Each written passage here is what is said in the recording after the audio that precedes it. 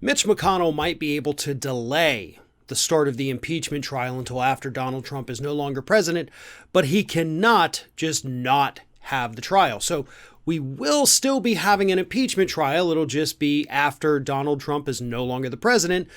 So there's going to be a little bit of a weird situation there. But not as weird as the fact that Donald Trump can't find a single lawyer at this moment willing to represent him in that trial. Now, let's rewind about a year or so.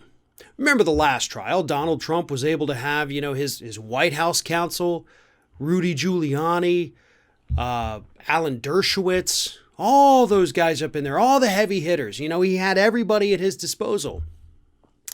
Now he has nothing, and he has no one.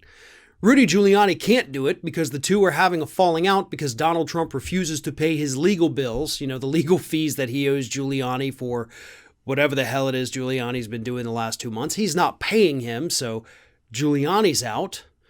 Donald Trump is no longer going to be president, so there's no White House counsel or even a DOJ to back him up, so he doesn't have access to all the in-house people. His other lawyer is still technically in jail. I know he's released for COVID and all that, but still basically in jail.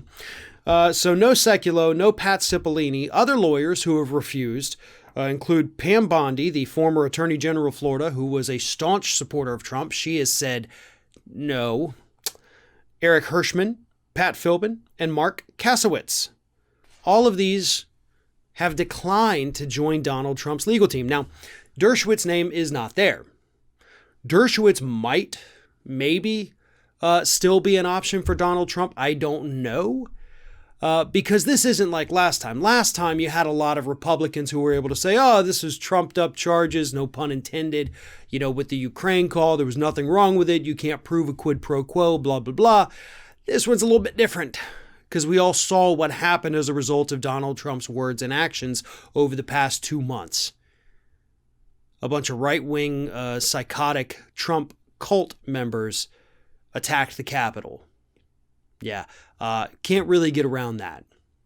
So it's going to be hard for any of these lawyers to really go out there and try to, not even try to defend them, because obviously there's ways to defend everything, just legally speaking. Everybody is entitled to a good legal defense, but who's willing to put their entire reputation on the line during this impeachment trial? Oh, I'm sure he'll find somebody. Sure, absolutely. The question is who? Because it's not going to be somebody from a top-tier law firm. He already burned all those bridges during his election challenges.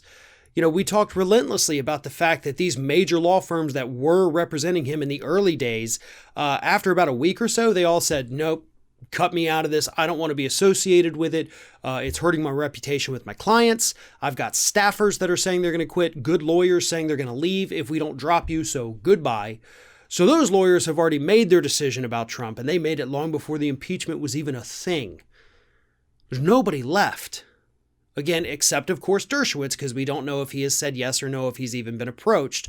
But I would imagine even he wouldn't be willing to stick his neck out in this manner, especially considering, he's got his own stuff to fight right now. So we'll see. Somebody's going to step up to the plate and take a swing at it for Trump. Just may not be anybody from, the A-team here. Might be looking at third or fourth string at this point, and that is going to be pretty fun to watch. One of today's video sponsors is Privacy, and right now they have a wonderful offer for all of our Ring of Fire viewers. Go to privacy.com/ROF. Sign up for your Privacy account, and you will receive $5. Privacy.com, their service is absolutely one of the most vital in an online world today, especially during the pandemic. Everyone is encouraged to stay home, so we're ordering more things online. And so your bank account information is more vulnerable than ever. Privacy gives you security. This is a product that I use all of the time, and here's why. If you have ever had your bank account information stolen, if it's been part of a data leak, that is a massive headache, trying to get your money back, trying to repair your credit. Privacy helps take away some of that concern. What Privacy does is it provides a browser extension, or you can go right into the website or into the app, and it can create a virtual bank account or credit card number. It can be a temporary number that only is used one time, or it can be merchant specific, meaning you can create a bank account card that only works for one particular website. So if that account happens to get hacked or has a massive data breach, that card number no longer works with any other website. That is how Privacy helps protect your bank account information in an increasingly insecure online world.